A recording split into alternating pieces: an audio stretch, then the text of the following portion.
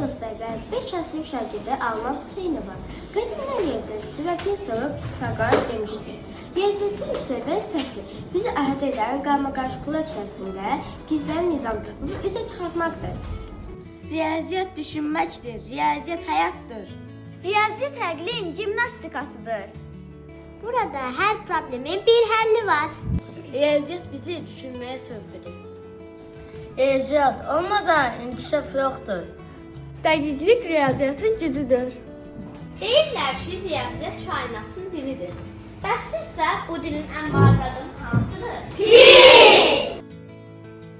Bir çevrə və onun diametri arasındakı bağlı göstərən riyazi sabitləyir. Amma bu bağlılıq necə yaranır? Bu çevrənin uzunluğunun onun diametri nisbətidir. Bir nümunə göstərək. 1, 2, 3 və biraz artıq. Bu isə piyadədir. Təxminən 3,14. Biz buna sabit olduğunu deyirik, çünki dünyanın bütün çevrələrində pi hər zaman eynidir, yəni hər zaman 3,14-dür. Yapmaq istəyirsiniz, çox sadədir. Bir metre tapın və əlinizdə olan dairə bir əşyanın çevrəsini ölçün. Məsələn, bu velosipetin təkəri.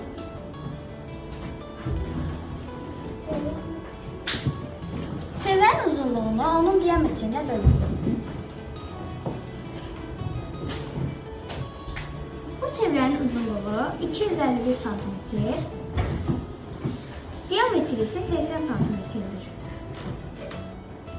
251'i 80'e bölsək, təxminən 3,14 alır.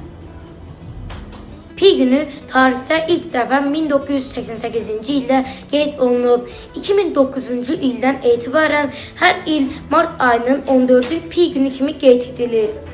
Yəqin ki, başa düşdünüz. Pi ədədi işləmiz 14-də bərabər olduğu üçün hər il 3-cü ayın 14-cü günü Pi günü kimi qeyd olunur. Eyni zamanda UNESCO 2019-cu il 14 Mart tarixinin beynəlxalq riyaziyyat günü kimi qeyd olunması haqqında qərar qəbul edib. Maraqlı faktdır ki, dünyaca məşhur fizik Albert Einsteynin doğum günü 14 Mart tarixini təsadüf edir. Pi ədədi irrasional ədəddir. Onun rəqəmləri təkrarlanmır. Minlərlə insan pi ədədinin rəqəmlərini əzbərləyir. Hətta pi söyləmə yarışlarında çəkilir.